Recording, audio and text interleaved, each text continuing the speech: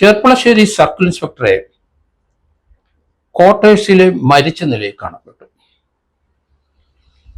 കഴിഞ്ഞ 15-ാം തീയതിയാണ് ഈ സംഭവം ഉണ്ടായത്. അദ്ദേഹം ഒരു ആത്മഹത്യാക്കുറിപ്പും എഴുതി വച്ചു. ചെർപ്പളശ്ശേരി CI ബിനു തോമസിന്റെ ആത്മഹത്യാക്കുറിപ്പില് DYSP ആയിരിക്കുന്ന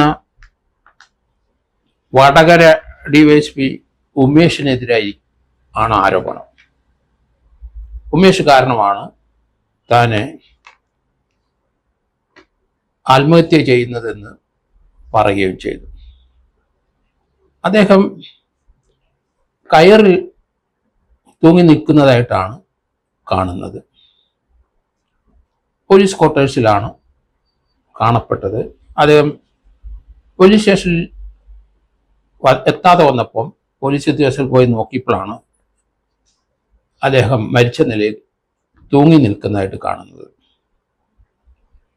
ഏതായാലും അദ്ദേഹം ഒരു ആത്മഹത്യാക്കുറിപ്പ് എഴുതിയിട്ടുണ്ട്. അതിനകത്ത് വടകര DYSP ആയിരിക്കുന്ന ഉമേഷിനെതിരായിട്ടാണ് ആരോപണം. ചെർപ്പളശ്ശേരി CIക്ക് മുമ്പ് വടക്കാഞ്ചേരി CI ആയിരുന്നു ബിനു തോമസ്. അവിടെ മോശക്കാരിയായ ഒരു സ്ത്രീയുടെ വീട് റെയ്ഡ് ചെയ്തു. ആ സന്ദർഭത്തിൽ അവരുടെ വീട്ടിൽ 2 പ്രാവശ്യം ഉമേഷ് DYSP പോയി എന്നും അവരുമായിട്ട് ബന്ധപ്പെട്ടു എന്നും ആണ് കുറിപ്പിനകത്ത് കാണുന്നത്. ഈ സ്ത്രീയുമായിട്ട് 2 പ്രാവശ്യം ബന്ധപ്പെട്ടപ്പം 2 പ്രാവശ്യം താനാണ് DYSP അവരുടെ വീട്ടിലെത്തിച്ചതെന്നും അദ്ദേഹം വീടിനകത്ത് കയറിപ്പോയി കഴിഞ്ഞപ്പം താൻ കാറിലിരിക്കുമായിരുന്നെന്നും കാറിലിരുന്ന് ഉറങ്ങിയിരുന്നു എന്നും ആണ് കുറിപ്പിൽ പറയുന്നത്. തനിക്ക് ഇതിനകത്ത് റോളൊന്നുമില്ല. DYSP തന്നെ ആ വീട്ടിലേക്ക് 1-2 പ്രാവശ്യം ക്ഷണിച്ചു എന്നും താൻ അതിന് വഴിപ്പെട്ടില്ല എന്നുള്ള രീതിയിലാണ് കുറിപ്പിൽ വന്നതെന്നാണ് വരുന്ന വാർത്തകൾ. 2014 നടന്ന സംഭവമാണിത്. പാലക്കാട് ജില്ലയിലെ സർക്കിൾ ഇൻസ്പെക്ടർ ആയിരിക്കുകയാണ് അന്ന് ഉമേഷ് എന്ന DYSP. ഉമേഷ് ഇപ്പോൾ DYSP ആണ്. അദ്ദേഹത്തിൻ്റെ ജൂനിയറാണ് ബിനു തോമസ്. ബിനു തോമസ് ഇപ്പം സർക്കിൾ ഇൻസ്പെക്ടറാണ്. തനിക്ക് കുടുംബത്ത് വലിയ പ്രശ്നങ്ങൾ ഇതുമൂലം ഉണ്ടായി. അതുകൊണ്ട് മാനസികമായി ആകെ തകർന്നതാണ് ഇരിക്കുന്നത്. 2014 സംഭവം 11 വർഷമായിട്ടും അദ്ദേഹത്തിന് മാനസികമായ സമ്മർദ്ദം ചെലുത്തിക്കൊണ്ടിരിക്കുകയാണ്.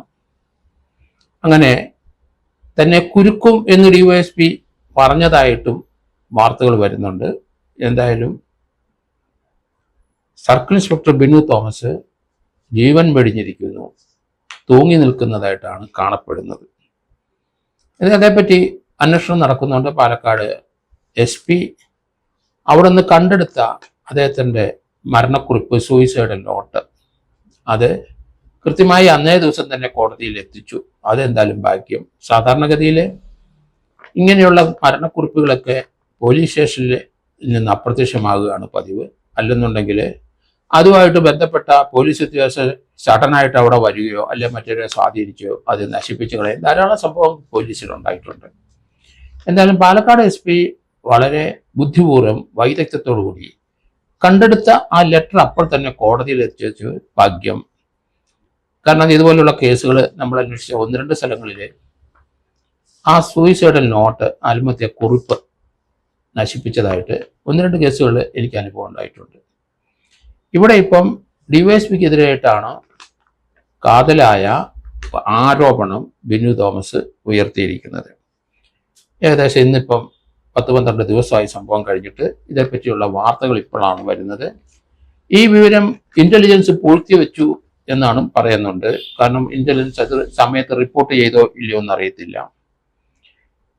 മേലുദ്യോഗസ്ഥനായ ആ ഉമേഷ് എന്ന വടകര DYSP തന്നെ അകാരണമായി ഭീഷണിപ്പെടുത്തിക്കൊണ്ടിരിക്കും, തനിക്കെതിരായിട്ട് കേസെടുക്കും എന്നൊക്കെ പറയുന്നത് എന്തർത്ഥത്തിലാണെന്ന് മനസ്സിലാവുന്നില്ല.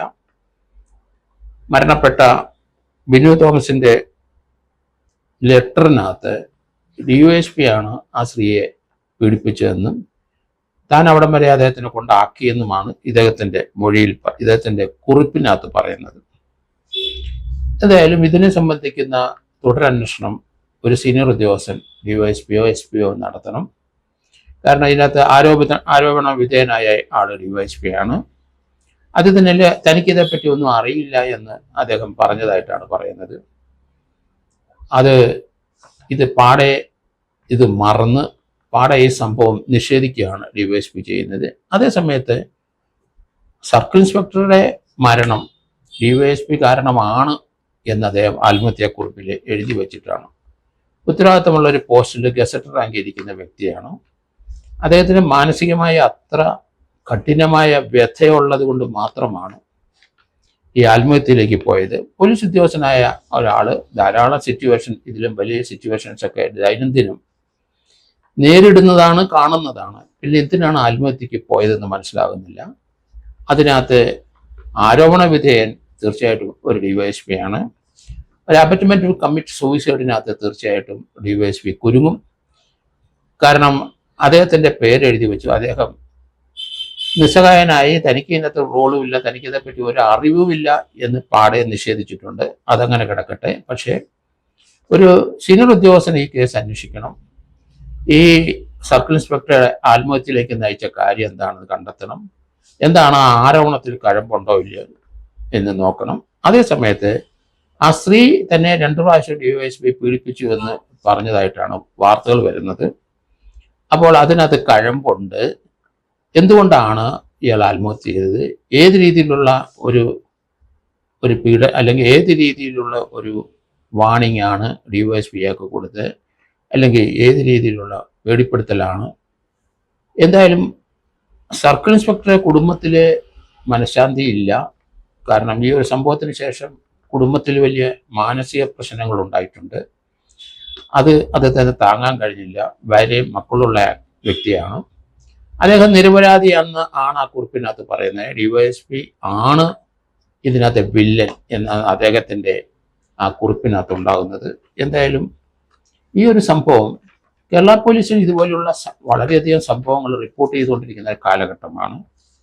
ഇവിടെ പല ഓഫീസേഴ്സും ഈ പോലീസിൽ വന്നു ചേർന്നിരിക്കുന്നത് ഇതുപോലുള്ള അനാശാസ്യ പ്രവർത്തനത്തിനൊരു സ്കോപ്പുണ്ട്, അല്ലെങ്കിൽ അദ്ദേഹത്തിന് ആവശ്യത്തിനുള്ള കൈക്കൂലി ലഭിക്കും. ഇങ്ങനെയുള്ള കാര്യത്തിനൊക്കെ തന്നെയാണ് ഒരു ഭാഗം പോലീസ് ഉദ്യോഗസ്ഥന്മാർ ഇപ്പം പോലീസ് ജോലി ചെയ്യുന്നത്. അതുകൊണ്ട് അതിശക്തമായ നടപടി ഈ കേസിനകത്ത് കാരണക്കാർക്ക് എതിരെ ഉണ്ടാകണം എന്നാണ് ഞാൻ കരുതുന്നത്. കാരണം ഇത്രയും സർവീസുള്ള ഒരു ഓഫീസർ, ജൂനിയർ ഓഫീസർ, അദ്ദേഹം ജീവൻ വെടിയാനുള്ള കാരണം എന്താണെന്ന് തീർച്ചയായിട്ടും കണ്ടെത്തണം. അതിന് ആരാണ് ഇങ്ങനെ ഭീഷണിപ്പെടുത്തിയത്, ആ വിവരം കൂടെ നോക്കണം.